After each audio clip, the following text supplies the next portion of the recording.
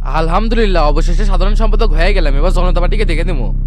এই দিনদের অপেক্ষাতেই আসছিলাম হানিফ, জনতা পার্টি এখন থেকে আমাদের ইশারাতেই চলবে। হ ভাই, সভাপতিকে সটকে দিয়ে আপনি এখন চেয়ারে বসে যান। ওয়েট, এত তাড়াহুড়া করা যাবে না। আমাদের এখন প্রধান টার্গেট হলো সারা দেশের মেয়াদ উত্তীর্ণ কমিটিগুলোকে আমাদের আয়ত্তে নিয়ে আসা। আর যেগুলো আছে সেগুলো সুযোগ বুঝে আস্তে আস্তে দখলে নিতে হবে, তারপরেই তো আসল খেলা শুরু হবে। ঠিক আছে, আর সভাপতিকে কেমনে কি করবেন? এই লোকের খবরদারি তো আর মেনে নিতে পারবো না। মাঝখানে এই লোকের কিছু বলদামি সিদ্ধান্তের জন্য শামসু আজ এই পর্যায়ে চলে যাচ্ছে। সেটা তো জানি, তবে চাপের কিছু নাই। তুমি আস্তে আস্তে সবকিছু নিজের আন্ডারে নিয়ে নাও। দাবার এমন চাল দিব না চাটকি বাটকি সব গোল হয়ে যাবে। মনে করো সভাপতির পদ আমার দখলে চলে যাচ্ছে, আর তার জন্য দলের ভারসাম্য রক্ষা করতে হবে।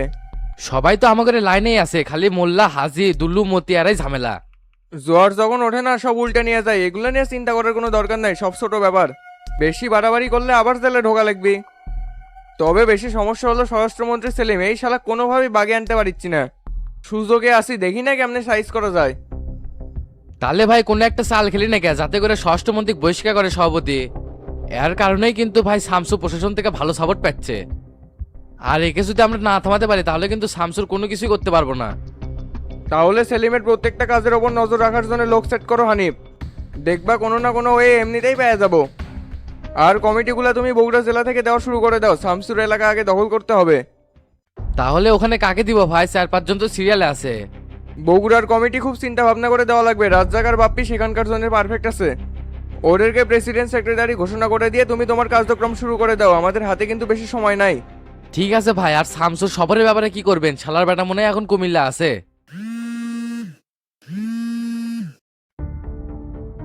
এ বাবুলে, তোকে তো ফোন দিবার চাচ্ছিলাম, গতকাল কি করলু কত? ভাই শামসু তো আমাকে ফোনে থ্রেট করছে, মুখে যা আছে তাই কইতে, সমাবেশ আটকাতে পারিনি, তাদের উপর দাঁতটা পেতে বসে আছি। ভিতরে যে স্পিড দেখলাম, এর সাপোর্ট যেভাবেই হোক আটকাতে হবে ভাই, না হলে কিন্তু জনতা পার্টিকে বিলীন করে হেলাবি। গতকাল কুমিল্লা থেকে শত শত নেতাকর্মী জনতা পার্টি থেকে শামসুর দলে যোগ দিছে। শালার বেটা এখন ফেনীতে আছে, ওখানেও একই অবস্থা শুনতেছি। তুই বসে থেকে আঙ্গুল চষে কেস, তুই অ্যাটাক করে পারল না শামসুর সমাবেশে? এর কথাবার্তা শুনে মনে হচ্ছে আমি ঢাকার থেকে যাই ওটি অ্যাটাক করবো। এ তো কি ফলানের জন্য কুমিল্লার নেতা করা হচ্ছে বে? আমি কি একলাই অ্যাটাক করবো ভাই? যাকে সাথে নিবেছে ওই শালাই যাওয়া চায় না। তার চেয়ে ভালো হয় আপনার ঢাকার থেকে পদক্ষেপ নেন, না হলে কিন্তু অবস্থা খারাপ হয়ে যাবে। আচ্ছা দেখতেছি, রাখে ফোন। এই শামসু ভাইয়ের আগমন, শুভেচ্ছা স্বাগতম। শামসু ভাই যেখানে, আমরা আছি সেখানে। স্যার আসসালামু আলাইকুম। ওয়ালাইকুম আসসালাম। এসপি সাহেব, ফেনী জেলার কি অবস্থা? আলহামদুলিল্লাহ স্যার, আমি আসার পর থেকে তো এই জেলা থেকে মাদক সন্ত্রাসী একেবারে নির্মূল করে ফেলাছি। হ্যাঁ, আপনার ক্যারেক্টার সম্পর্কে জানি, খুব ভালো কাজ করতেছেন। কিন্তু গত 3 দিন আগে বড় ব্রিজের সামনে ত্রিপুল মার্ডার হলো, এলে সন্ত্রাসী কোথায় থেকে মাথা ছাড়া দেয়? ডিপার্টমেন্ট এটা নিয়ে অনেক তদন্ত চালাচ্ছে স্যার, কিন্তু এখনো আসামি ধরা পড়েনি। ধরা পড়বেও না, বারের নেতৃত্বে আপা গ্রুপে এই কাজ করতেছে, আপনারা জেনেও তো না জানার ভান করে থাকবেন। ফেনী জেলার সন্ত্রাস মুক্ত করে এত সহজ না এসপি সাহেব, এই জন্য সঠিক জায়গায় হাত দিতে হবে। কাম সাচ্ছির এই নেতা দেখি একেবারে আসল জায়গা হাত দিয়ে হেলাছে।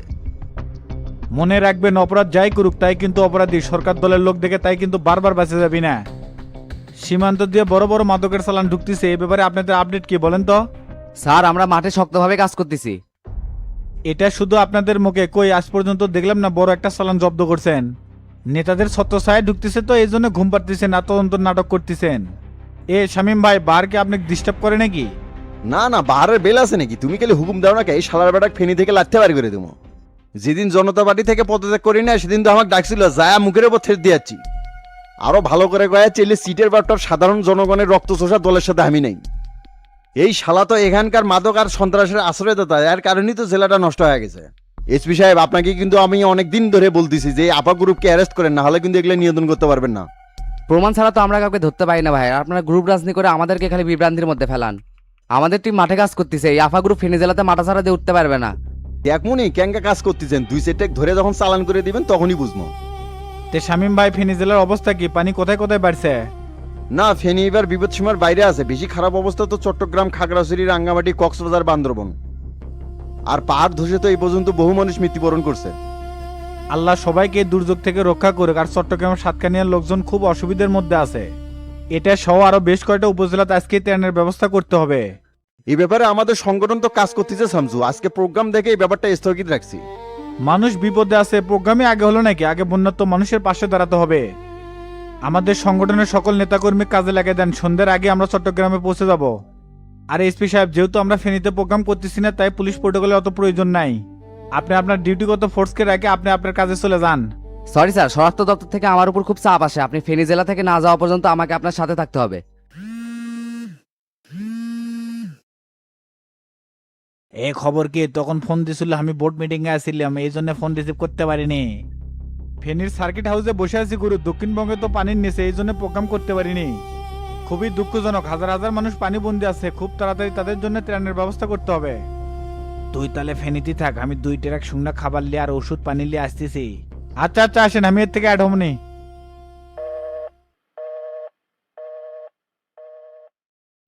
শামসু, তাহলে তুমি এখন রেস্ট করো, আমি সমাবেশটা শেষ করে সকল বন্দোবস্ত করতেছি। ফাস্ট ফাস্ট করেন, যান, সময় নষ্ট করেন না।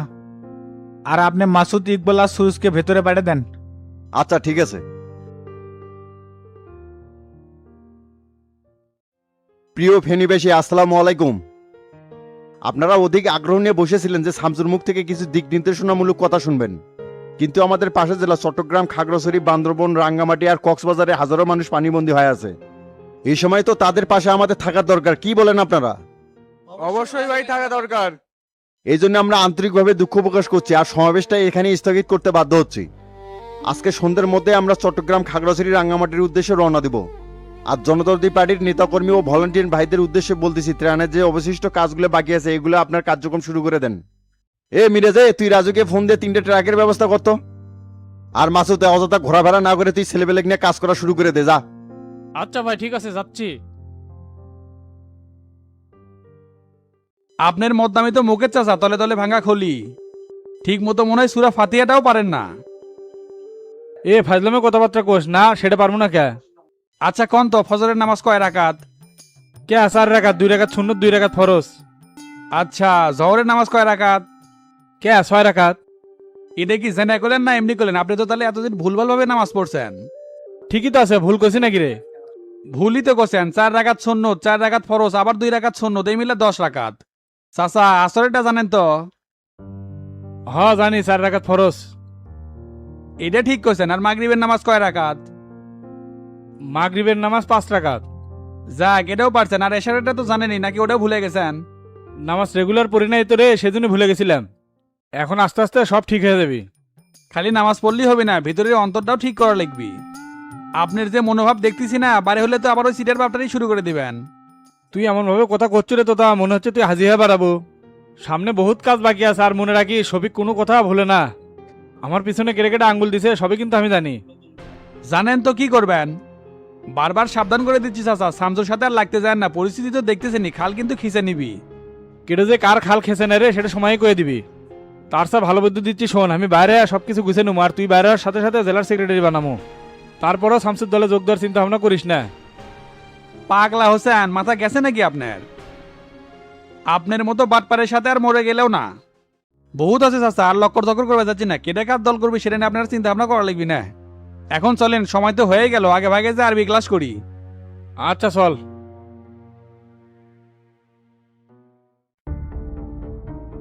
এই বগুড়া শহর কারো বাপেরও না, দাদারও না, সবার। এখানে প্রত্যেকের যেমন অধিকার আছে, তেমনি মত প্রকাশের স্বাধীনতাও থাকবে, এটাই স্বাভাবিক। তবে তোর এত চুলকানি বেড়ে গেল কৃষকরা রাজ্জাক, পোলাপান দিয়ে পার্টি অফিস দখল করবে চাস? দেখো মাস্টার, 2000 সালের পর থেকে এটা কিন্তু জনতা পার্টির অফিস আসিল। হঠাৎ করে তোমরা জনদরদির পার্টির অফিস মেনে ফেলেলে, এটা কি দখল নয়? তাও আবার আমার কর্মীকে রক্তাক্ত করে। খালি তো রক্তাক্ত করছি, একবারে যে শেষ করে দেয়নি কপাল ভালো। রাজ্জাক, আমাদের সম্পত্তির উপর কিন্তু অফিসটা করছিলাম। যেহেতু আমরা এখন জনতা পার্টির কেউ না, সেহেতু অফিসটা এখানে আর থাকতে পারে না। তোরা এখন বসন্তের কোকিল হয়ে গর্ত থেকে বের হসু, ক্যাঙ্কা মরদ দেখি ইনকে একটা অফিস করে দেখাতো। হাবিব ভাই, তখন থেকে আপনি কিন্তু গরম হয়ে কথা করছেন। গরম হয়ে কথা বলে কি করবো, একবারে কিন্তু হজম করে ফেলামো। এতদিন তুই কুটি আসলো, হুমুত করে বের হয় নেতা হওয়া যায় না। জনতা পার্টির ত্যাগী নেতা সাজিছো, একেবারে কিন্তু 4টি বাট্টি নাই করে দেবো। আপনাকে দল থেকে বহিষ্কার করছে, এখন আপনারা এইসব আমাকে নিয়ে বললে আমি বুঝবো যে আপনারা হিংসায় চলতেছেন। আর সবকিছু সবসময় হজম হয় না হাবিব ভাই, বদ হজমও হতে পারে। কেন্দ্রে থেকে আমাকে সভাপতি আর বাপ্পিকে সাধারণ সম্পাদক বানাবে, এটারই প্রস্তুতি চলতেছে। ও, এই জন্যই কমিটি দেওয়ার আগে তেজ বেড়ে গেছে। তোকে আমি জনতা পার্টিতে আনছিলাম, আর যুগ্ম সাধারণ সম্পাদকও আমিই বানাছি। এখন সেখানে আর সভাপতি হয়ে যাচ্ছিস, ভালো কথা। ভবিষ্যতে দেশের জন্য কিছু করবো, তোর জন্য শুভকামনা থাকবে। তবে তোকে সাবধান করে দিচ্ছি রাজ্জাক, বিন্দু মাত্র ষড়যন্ত্র করার চেষ্টা করলে কিন্তু তোর কপালে দুঃখ আছে বলে দিলাম। আর এসব কথা তো এখনো আমি শামসুক বলিনি, বললে যে কি করবে সেটা তো জানি না। বলার দরকার আছে মাস্টার, সামসিকার বাদুর হওয়া শখ জাগছে।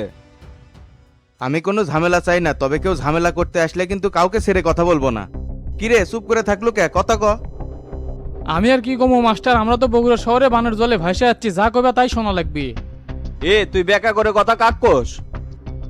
এই শালা তোক যদি বগুড়া শহরের থেকে শর্ট মেরে বের করে দিই, কোনো মায়ের বেটা আছে আমাগরে কেউ কিছু কবি? তাই কথাবার্তা লেভেল বুঝে ক, আজারা কথা বলে কিন্তু ঝামেলা হয়ে যাবি রাজ্জাক। এই হাবিব ভাই, এই মাথা ঠান্ডা করেন তো। শোন রাজ্জাক, আমার পরিষ্কার কথা, তুই জনতা পার্টি কর, আমরা কোনো বাধা হয়ে দাঁড়াবো না। তবে আমা করে বাধা হওয়ার চেষ্টা করলে কিন্তু হাড় হাড্ডি একটাও আস্ত থাকবি না। এখন তুই পার্টি অফিস থেকে বের হয়ে যা, আর কোনোদিন এটি আসার চিন্তাও করবো না। আচ্ছা চলে যাচ্ছি, আর যাবার আগে একটা কথা বলি, যে মানবতা দেখালে এটা সারা জীবন মনে থাকবি। হ যা যা, মনে করে তুই আমাগরে দিস।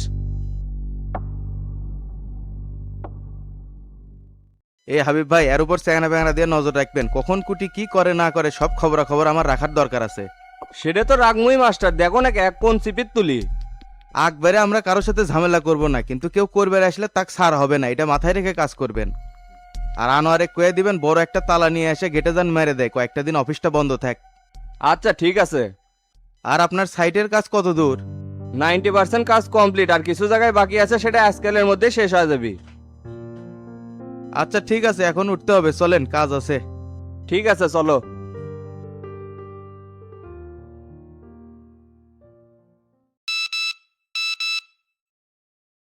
বিকাশে আবার টেকা দিল কেটে?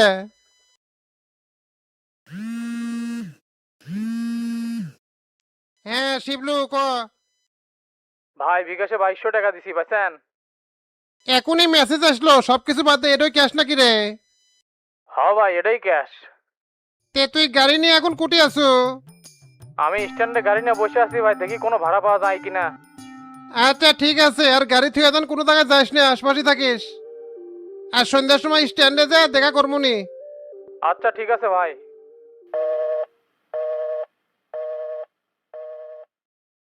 এক রাতে 2200 টাকা ইনকাম, ব্যবসা তো এতেই জমজমাট।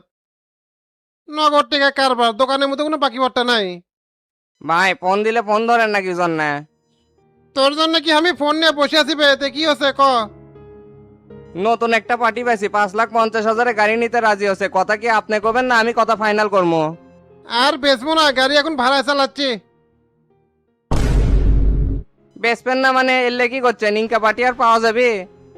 এর সাথে দামাদামি করলে আরো 20,000 টাকা বেশি পাওয়া যাবে, এই পার্টি হাতছাড়া করা যাবে না ভাই। এ আমার গাড়ি কি করবো না করবো সেটা আমার ব্যাপার, তোকে তো দালালি করবে ক হচ্ছে না। আপনার গাড়ি মানে কোলেই হলো, এই গাড়ি আমি 7,70,000 টাকা দিয়ে কিনছি, কাগজপাতি এখনো আমার নামে আছে। বেচবেনই না যখন, তাহলে উপরের টাকাটা আমাকে দিয়ে গাড়িটা নিয়ে নেন। এ ভন্ড, তোর সাথে আর কোনো লেনদেন হবে না, গাড়িটা আমার নামে লেখে দিয়ে এতে চলে যা। কাগজপাতি সব রেডি করে রাখেছি, সন্ধ্যার সময় এসে সিগনেচারটা দিয়ে যাবো।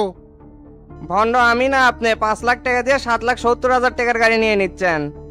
আর গাড়ি যে রেন্টে গাড়ি দিচ্ছেন, একবারও কি আমাকে কছিলেন? গাড়ির মহাজন কিন্তু এখনো আমি হয়ে আছি। হুট করে এই গাড়ি যদি কোনো খাম করে, পুলিশ তো হামাক ধরে নিয়ে যাবে। এখনই আমি রেন্টে কার কমিটিক যায় কয়ে আসতেছি, এই গাড়ি নিয়ে ঝামেলা হচ্ছে, এই গাড়ির চালান বন্ধ করা লাগবে। এর বিয়ে জিলিক পারিস না, যে ওয়াকাম করছো না এখনো কোনো শাস্তি পাইস নেই। এর থেকে উঠলে গেলে একবার ঠান্ডা করে ফেলা মশালা। আপনার মুখের জোরে কোনো কাম হবে না ভাই, কাগজে কথা হবে। এখনই যদি আমি থানার যাই অভিযোগ দিই, সবকিছু কিন্তু আমার নামেই চলে আসবে। শালার পেটের আজকে মাথা 2 ভাগ করে ফেলামু, বাটামটা কুটি রে। মাদারি দৌড় মারলু কে, গাড়ি নেবো না? এ শালা, আর এই দোকানে আশেপাশে তোর যদি দেখি রে, তোর হাড় হুটি করলে গুঁড়ো করে ফেলামু।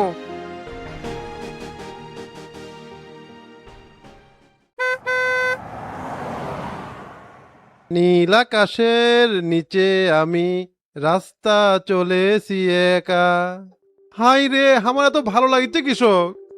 হাই রে বিউটি, তোমার টাটা দেওয়ার দৃশ্য এখনো ভুলে পারছি না। মুন্ডা খালি তোমার কাছে যাওয়ার জন্য আউ বউ বউ করিচ্ছে। ও বিউটি রে, তুমি কোনায় আসো রে। হাই রে, এটা কি আমি ভুল দেখেছি নাকি? নাম নিতে নিতেই জান পাখি ফোন দিছে। হ্যাঁ বিউটি কও। এ ডন ভাই, আমি তো মাস্টার চাচার অফিসে আসছিলাম, তাই কিংবা নাই?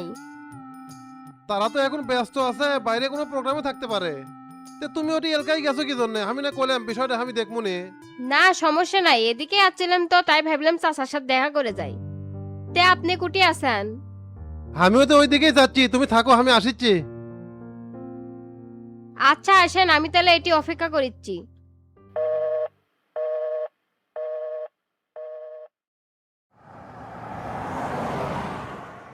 কিরে, ওটা পাটুল চোর না? শালা জামিন পেলো কবে?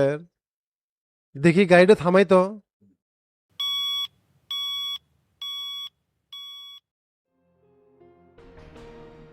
শালা কি অকামটাই করলাম, গ্রামে কারো কাছে মুখ পাচ্ছি না।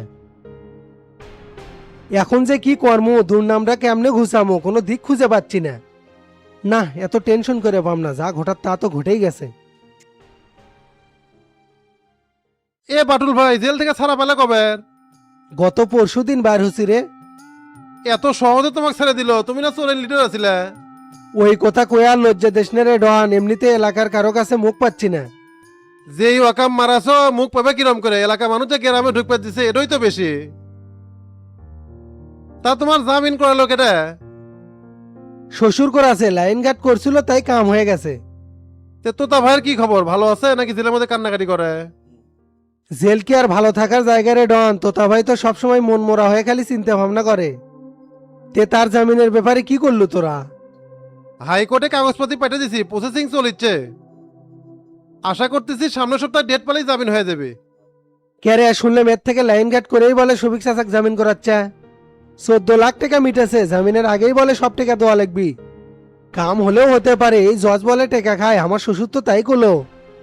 হলে ভালো, কিন্তু এত টাকাতে আমরা তোতা ভাইকে থেকে জামিন করাবো না। ভাইয়ের দলে শামসু ভাই কাজ করেছে, হাইকোর্টে জামিন করলে এত টাকা লাগবে না। হ দেখ কি করা যায়। আর তোতা ভাই কেনা বাড়ির খাবার দেশ রে, জেলের মধ্যে তো খাওয়ার খুব কষ্ট। সকালবেলা রুটি দেয়, ওটা খায় তো দুপুর আসার আগে সেই খিদে লাগে, কুলোনি যায় না। টাকা তো পিছিত লেগে দই আছে, যা মন চাই কিনে খাবে। কিনে খালে ওই খিচুড়ি আর পরোটা, প্রতিদিনই কি একই খাবার খাওয়া যায়? তে জেল থেকে যে বাইরে হলে এখন কি করবে? ওই চুরি শুরু করবে নাকি? নারে কিন্তু বেলতলা একবারই যায় রে রন, বারবার যায় না। ওয়াকাম করে জেলে গেছিলে, মান সম্মান তো আর কিছুই থাকলো না। চেয়ারম্যানত মনে হয় আর কোনোদিন দাঁড়াবার পারবো না। ওই স্বপ্ন তোমার দেখে আমার লাভ নাই, তে থাকো, চলে গেলাম। আচ্ছা যা। ক্যারে তোকে যে আমি নুডলস রান্নার করলাম, সেটার কি হলো? নুডলস যে খাবার চাচ্ছেন, ডিম কোটে খালি নুডলসই খাবেন? ক্যারে পরশু দিনই না 20টা ডিম আনলাম, সেলে কি করলো? খালে শেষ হয়ে যাবি না, প্রত্যেক দিনই তো 3-4টা করে ভোতাচ্ছেন। আর গত রাতেও তো ডিমের তরকারি রান্না করা ছিল, এই জন্য শেষ হয়ে গেছে। না, তুই কি আমার রান্নার দায়িত্বে থাকলে দেখি তাড়াতাড়ি সবকিছু শেষ হয়ে যায়। ময়ূরী থাকলে তো এত খরচ হয় না রে। তাই তো রান্নাই করে না, খরচ হবে কেমনে? জন করে ধরে নিয়ে আসে রান্না করা লাগে, আপনি কি বুঝবেন? আচ্ছা ঠিক আছে, ময়ূরীকে আমি জিজ্ঞাসা করবো নি যে মিজান ইনকে করে কথা কছে। এই যে ভাই প্যাঁচ লাগাচ্ছেন কি জন্য? ভাবি কিং করে কথা করলে আমার উপর রাগ করবি না? ও তুই বদনামও করবো আবার ভয়ও পাবো? ভাই একটা কথা কবে চাচ্ছিলাম, আজকে রাতে তো হাঁস পাটি দিবার চাচ্ছি, 1000 টাকা লাগলো নি। না না, এগুলা আউসাও পার্টি আমি টাকা দিই না। মিসাই আজকে হাঁস পার্টি করবি, ইংল্যান্ডের সাথে হেরে বসে আছে, তোরা কান দিবু বে, কান দিবু। হ সেটা মাঠে প্রমাণ হবে নি, আজকে রাতে খালি খেলা দেখবেন আসেন। আজকে তো আপনি আবার ইংল্যান্ডের সাপোর্টার। হ সেটা তো হয় লিখবি, কমিটির দলে তো সাপোর্ট করা যায় না। দেখমুনি রেফারি আজকে কেমনে পার্সিয়ালিটি করে, এটা ইংল্যান্ড বাবা একবারে সাইজ করে ফালাবিনি। এখন কথা বেশি না বাড়ে, আনালের দোকান থেকে 1 ডজন ডিম লে যা। আচ্ছা মাই নিয়ে আসিচ্ছে।